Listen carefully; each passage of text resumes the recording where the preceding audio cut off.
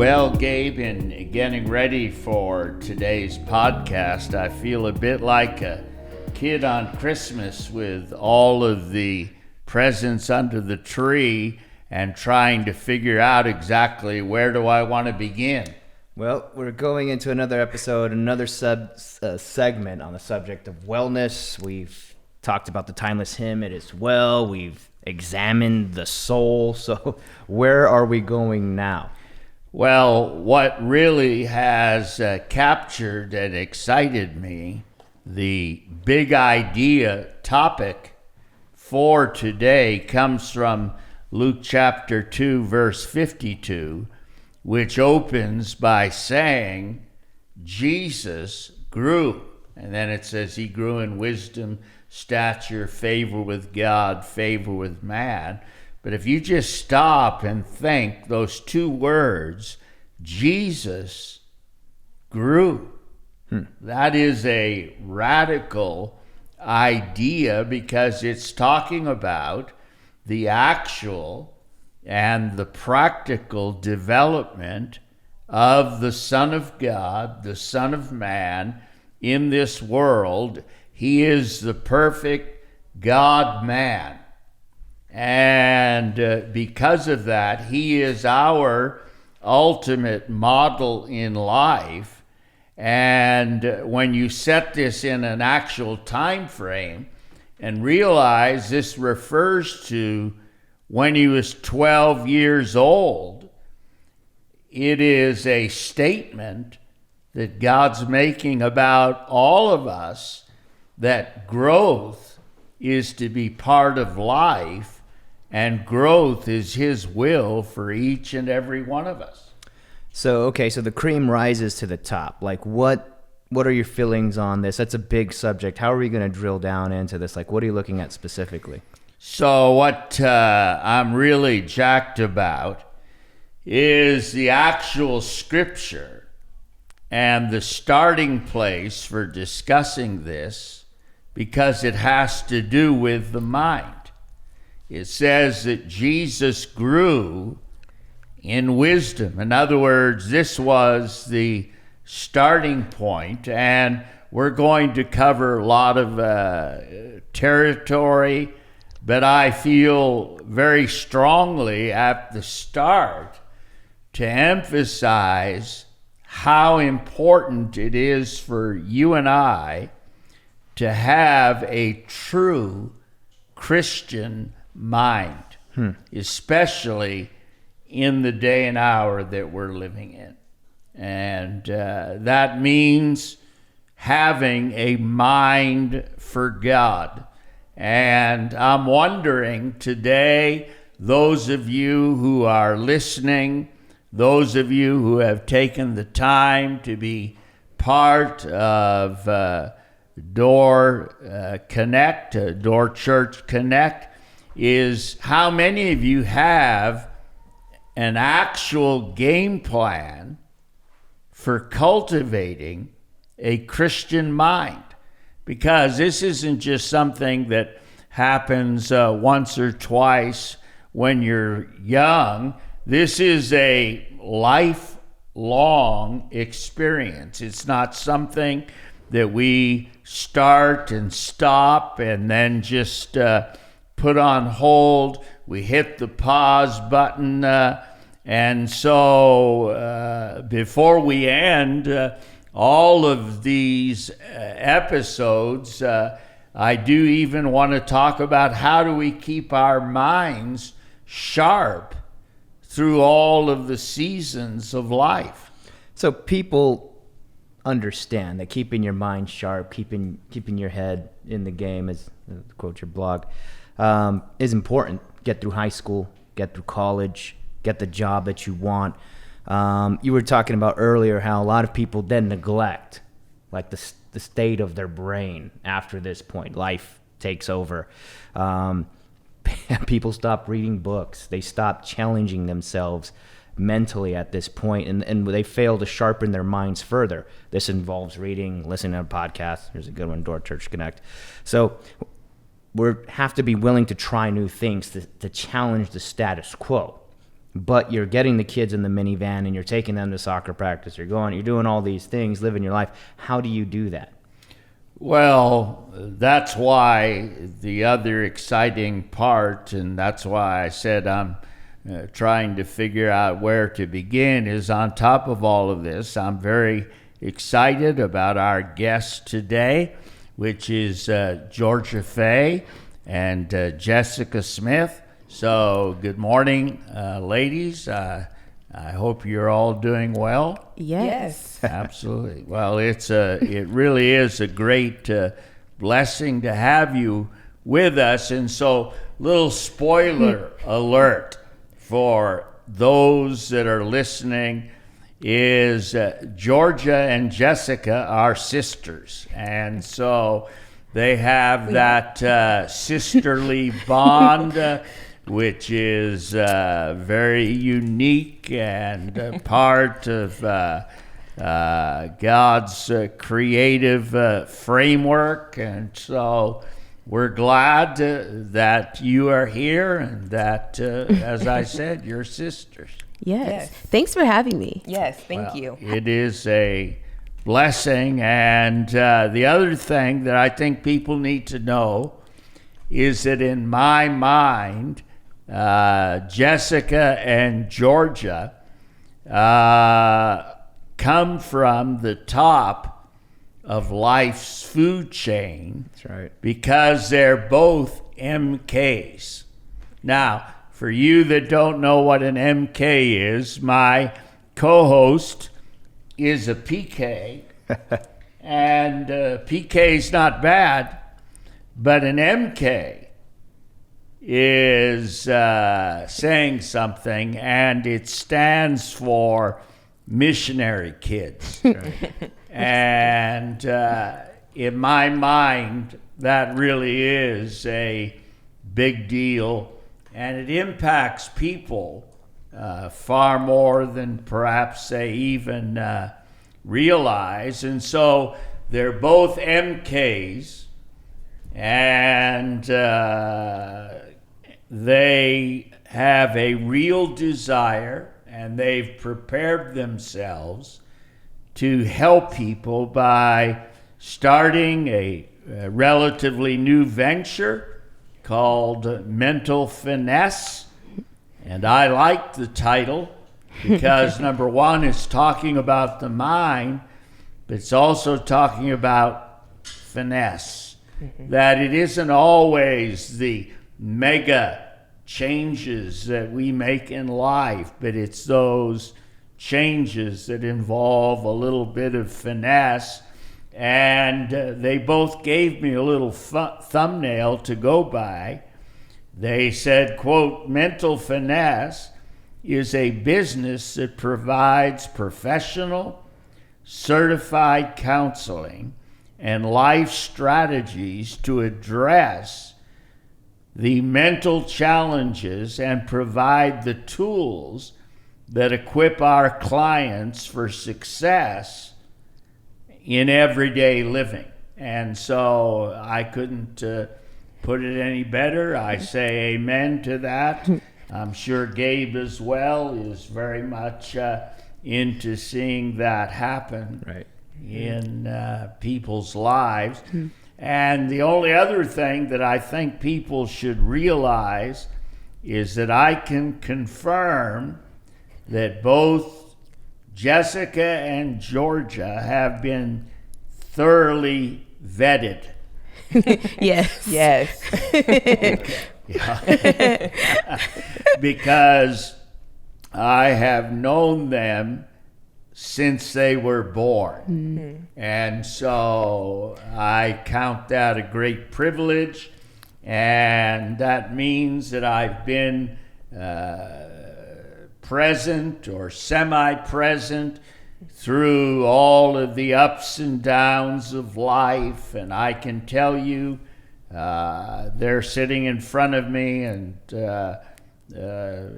maybe it's good for them to hear it, but I am impressed at how diligent they both have been, how they've developed things that God placed in their lives, and am really impressed how sharp they are, and probably more importantly, on top of all of that, is that they are speaking and they are thinking biblically, which really matters to me the most.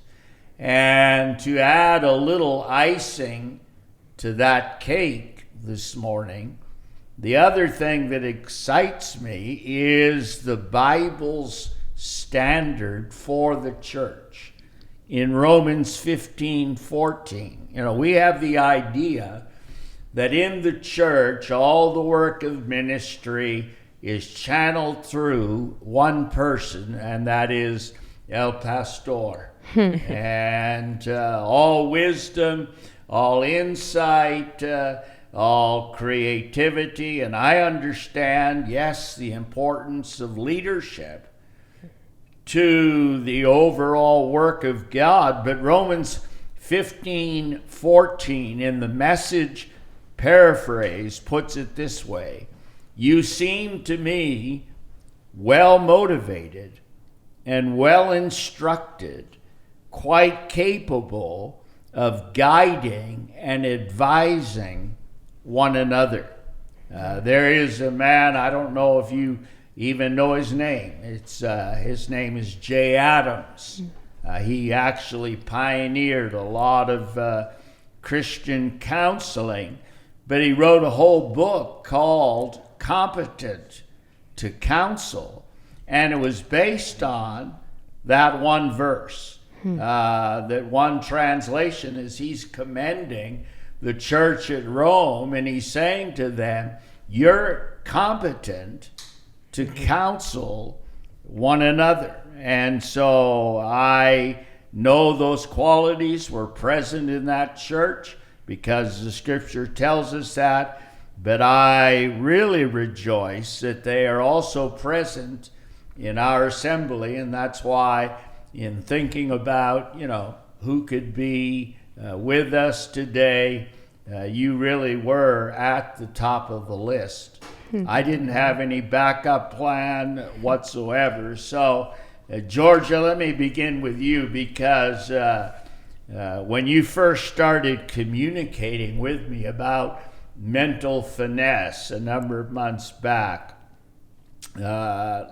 why don't you begin by telling everyone the purpose of Mental Finesse and what were some of the specific motivations in both of your lives that led to this?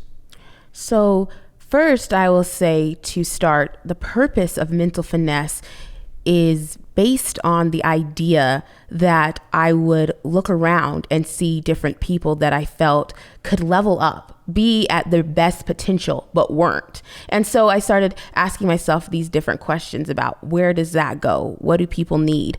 But before all of that, it came down to being born. Okay, as a child, I was able to see the challenges that my mom faced mentally.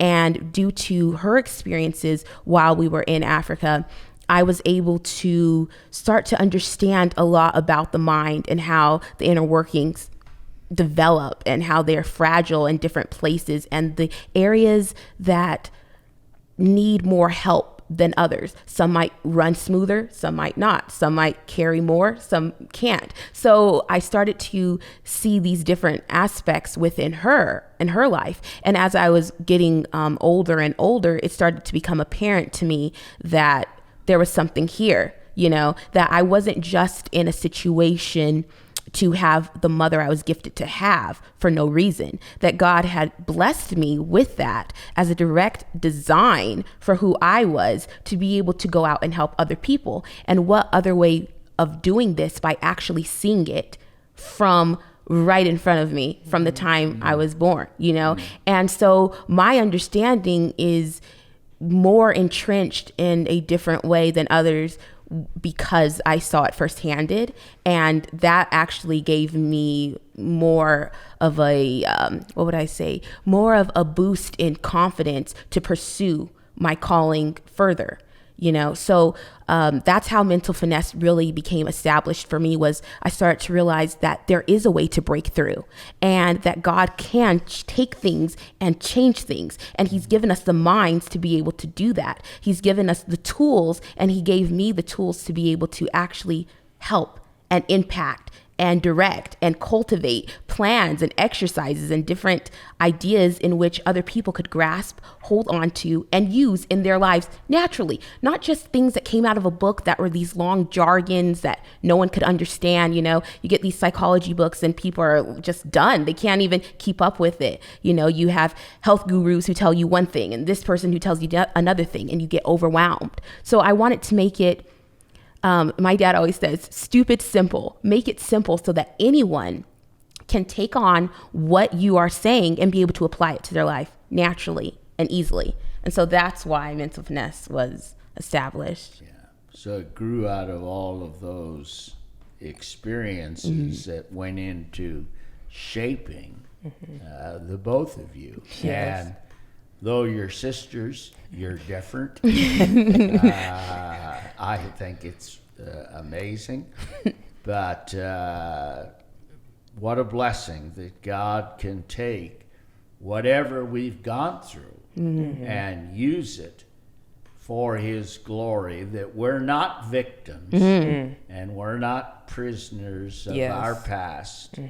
But he has a promise and a power to do something wholly new and fresh that'll be a blessing to others. Yeah. You mentioned growing up in Africa. Can you take us back to Freetown, Sierra Leone, West Africa, early 90s? Just the formative years. Like, how does that inform who you are now? I'm a little bit older than you guys, but how does that inform who you are and how you think, how you live?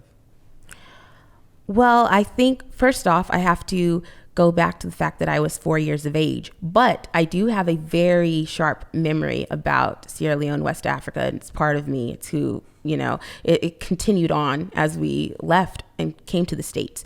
But in the culture of the Sierra Leoneans, I would say that what is different, and let me ask you again, are you speaking in the terms of America versus Africa, or just in your own mind, just how it forms in you, right? Like not necessarily any contrast, but how does how is Georgia because you were born in Freetown, born in West Africa? Does that inform anything, or is it kind of just, well, that was a time in my life, or is that still with you? It's with me in the sense, especially of the culture. So I would speak to that by saying, for instance, the way in which we embrace people in Sierra Leone is very different than here. The way in which we love people compassionately, and what I mean by that is this. For instance, if you're going through a hard time and anything is going on, at the drop of a dime, I will pick up the phone. I will stop by. I will be there in the darkest hour because I want to. That's just a want. So that is also part of my culture that was embedded within me. So now over here, it's different because if you try to come in, you want to be there for someone over here, they may hold off. They might not reach out to you as quickly. They might be hesitant. They might say, well, my house isn't in order yet. Or, I'm going through a hard time, but let's only text about it. Or, you know what I mean? So what I have learned is being in person, speaking to people in person versus just through technology. That's one definite thing. Being able to actually embrace people and talk to them about what is going on. That's another thing. And it was natural and open and honest. So I've always had that innate ability to just honestly speak with individuals about what was going on in their lives. So I think that is one way that it is something that I take away from Africa, as well as my education. It's very important in Africa, even though, some people will say, well, it's a third world country. How is education important? It's very, very important that you are highly educated, that you take that seriously. And the other thing too is being honorable towards your parents, respect, having a respect for who they are, for what they've brought to the table of your lives is another thing that is always been also embedded within who I am too. And so when I see growing up, I've seen people that would call their parents by their first names. And I personally never understood that. I couldn't relate to it because it wasn't something that spoke to me or anything. It was very disrespectful in my opinion, So there are certain things within me that I believe definitely it shaped me completely to be born in Africa, and how I carried myself and how I saw things and perceived things that people were doing. Just the way they treated people, maybe selfishly, not really, less gratitude, I would say. I can't say, I'm naturally a grateful person, but then I have to say that I see things and I get excited by them. And other people, they see the same thing and they wouldn't. So I don't know. It's definitely a different mindset, you know? Georgia alluded to the contrasts, and you guys are mid-millennial, late millennial. Jessica, what is your perspective as a missionary kid bring to the table as far as looking at millennials today here in the States? Like what contrast do you see? I think for me, I see the contrast as to how different it is. She touched on it a little bit when it came to gratefulness and when it came to just really being appreciative of what we have. I think today millennials, it's, a generation that's all about themselves. It's a generation that's fueled on what they like, on what pleases them. And I would say in Africa, it was different, in terms of it's about the family, it's about community, it's about the bigger picture. So I would definitely say that for me, it's the gratitude, the layer of being grateful, of being appreciative, of not being so self-centered.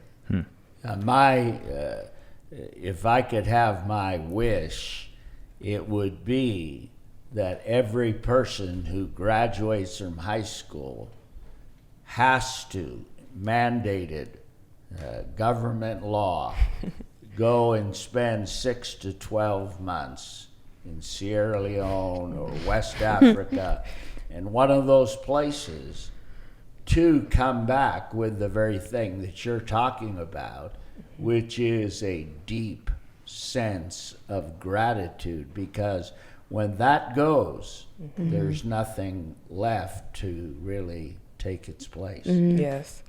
And it's not so much like what we have, what they have, or anything like that. It's just the culture, the people. Yes. There's happy to be around, happy to be here, just happy to be happy. We were in Marseille with a couple of pastors from Freetown. Their churches are happy people. There's a good people, and we were super blessed being there. So we're talking about Jesus, how he grew into who the Father called him to be, and we're also called to grow as well. So, Georgia, what was your development, your transition like? Were there times where you felt growing up here in Tucson where you're like, this is a growing process? Were you ever cognizant of, you know what, I'm growing here? Maybe you liked it, maybe you didn't, but were you ever cognizant of a time in your life like that? I believe, honestly, leaving aside just the difference between Africa and Tucson, I was always growing. From the time I was born, I really do not remember, childhood being as though I was a child. It sounds odd, but I never remember being a child. I remember going directly into adulthood in my thinking, in the way in which I communicated. And I think that had to do a lot with how we were raised, and also that my dad also already had me around a lot of adults. So instead of pushing me aside to say the adults are speaking, he would bring me in and I'd be sitting on his lap. I'd be engaged in what was going on. I would read books because we didn't have a television. So from the time I was young, I was growing quickly. I was really growing very quick and taking care of a lot of things within the household right away, So I have to say that growth in me was always like shifting and developing at a faster rate. And what accelerated that was being able to understand that it was a joy. I was always excited for a new challenge, in a sense. So when something else would come along, it seemed as though I was able to work through it in a different way. I would openly talk to my dad about it, talk to my mom about it, but it was something where it was different for me. I would understand how to maneuver. And even my dad would say, wow, that's different. Like he would be surprised at different ways I'd maneuver through things. And so one of these ways was just definitely how I viewed things versus how everyone else did. That was hard. That was the hard growing point for me, because I was at a place where I was far ahead in my mind, but other people were in a different grade level where they were. So they were all about partying, having fun, and doing all of these things. And I was sitting down to go, okay, so what do we need to do in the future? How do we get this person to actually being a better mom, or all these? And they're like, we're not moms yet, you know? So I'm thinking, hold on, but what do you want to do when you grow up? How do you want to be when you're in college? Or how do you want to live your life pursuing after something? So I was always looking for someone's purpose and what their purpose was. And they were more so there for the here and now experience. So that was very hard for me to bring myself to here and now of these just, I to use his term of the id, of what just coming into the flesh realm, people just wanting to do whatever they could win, instead of actually pursuing something and having a certain goal towards it. They didn't want to. They just wanted to hand it to them. So I didn't understand that in itself, you know? And so I think that was the hardest point for me growing up. Jessica, what about you? What any times in your life where you're just looking at things and you're like, you know, this is going somewhere? Mm-hmm.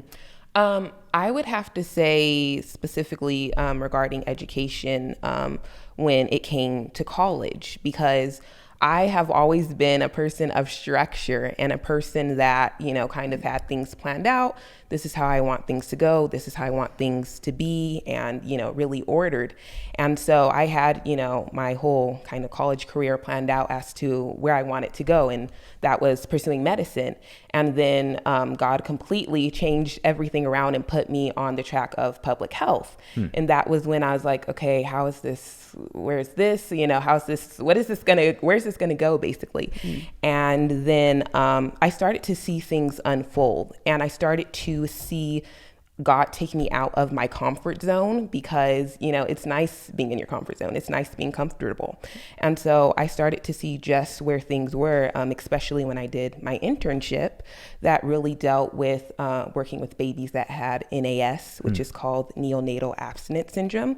And that's babies exposed to substance abuse in the womb, particularly opioids. Okay. And so I was able to go into NICU in the Banner Hospital, and I was able to walk around with the babies in carriers. So, like, you know, you see moms having the sling carriers or the ergo carriers. So I was able to hold them, and we were trying to demonstrate how skin on skin, or not even skin on skin, but contact would reduce their withdrawal symptoms, would reduce their shakes, their abnormal crying, you know, these things that they experience due to the opioids. And so during this process, we were able to take their heart rate, their SATs, all of that, and see a reduction. Their heart rate would come down once you were carrying them. And I was able really to understand attachment and the importance of attachment in infancy and even now, you know. And so that's when it really started to come through as to, okay, this is the track I'm on. This is why I went into public health. This is why, you know, in order to come to the internship to see. And we should say how that developed our tag teaming within our business realm, because we were trying to figure out how it merged. How did public health merge correctly with counseling, and for us specifically? And that really had to do with her being in the attachment realm, starting at the beginning with babies to nurture and to show parents how to properly nurture them. Parents that didn't also understand this properly from when they were a child.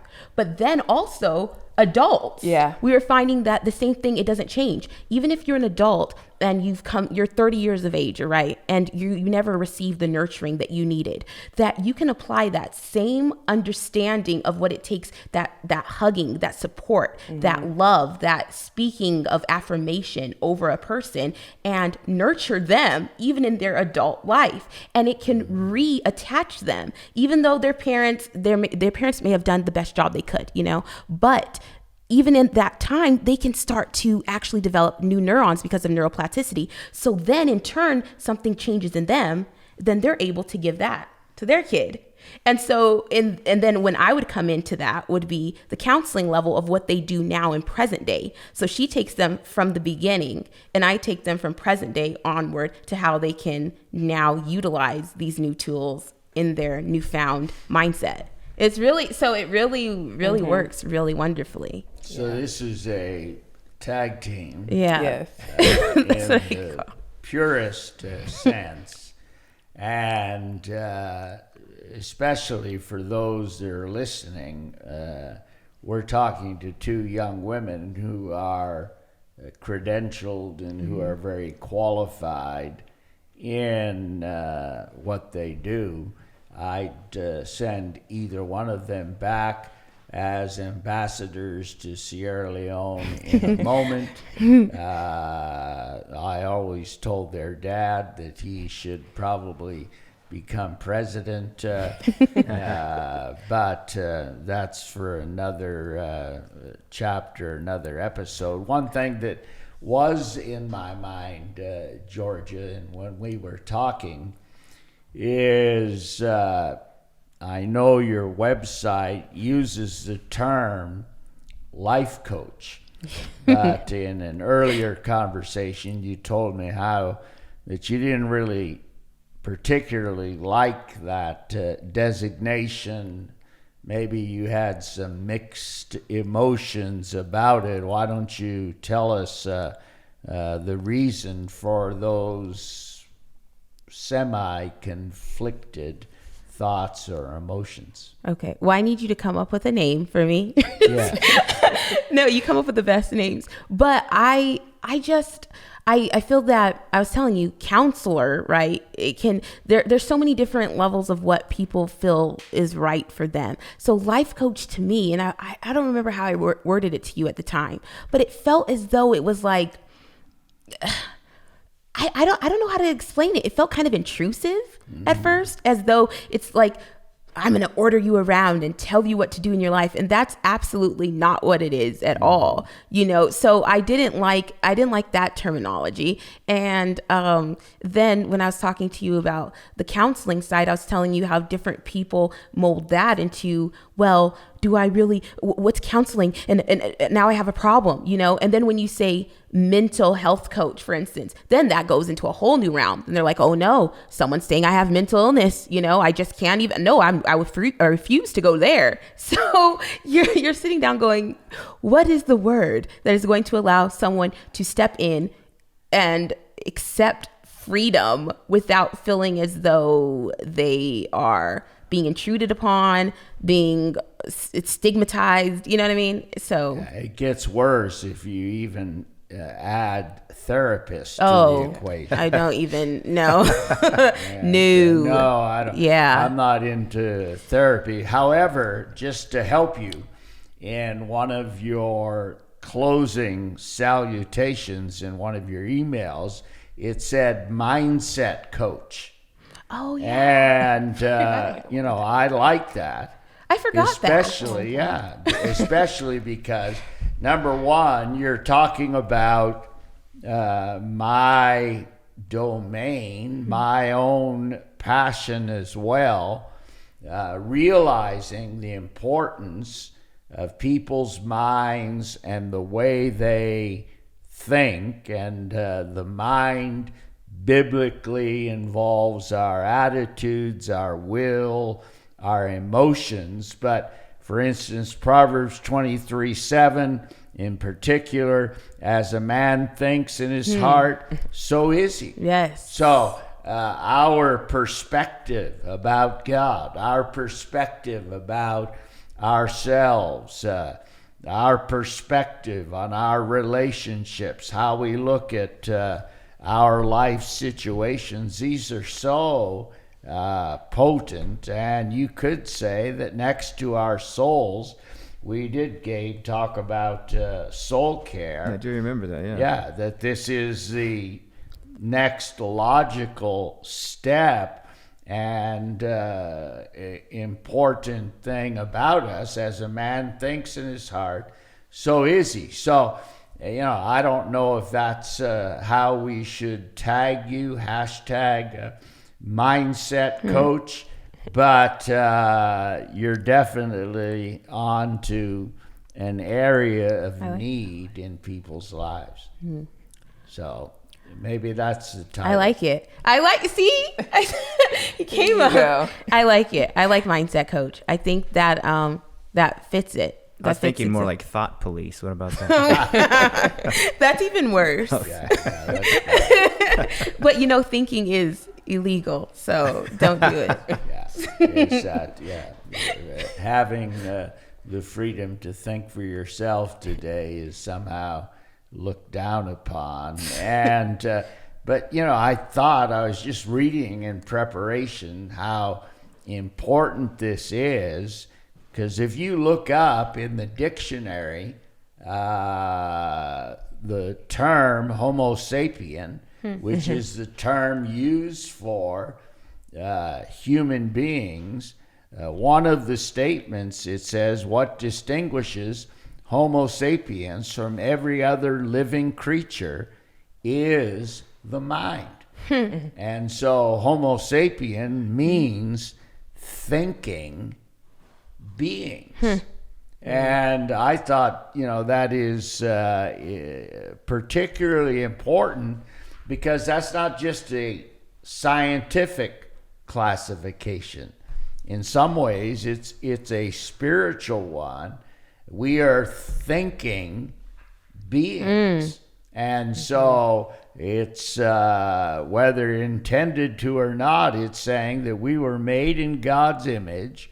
And one of the most precious and noble dynamics within that image is the ability to think. Yeah. And so that's why, I have no qualms whatsoever about a mindset coach, because all of these together are simply reinforcing what we talked about earlier, that human beings are more than just flesh and blood.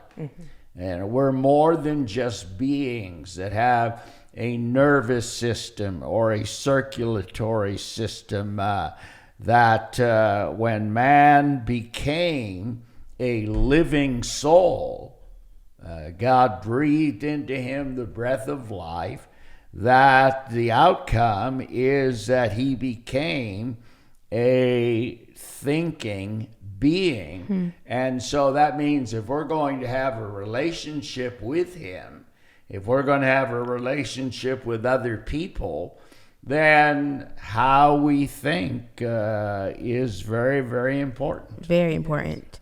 It's necessary.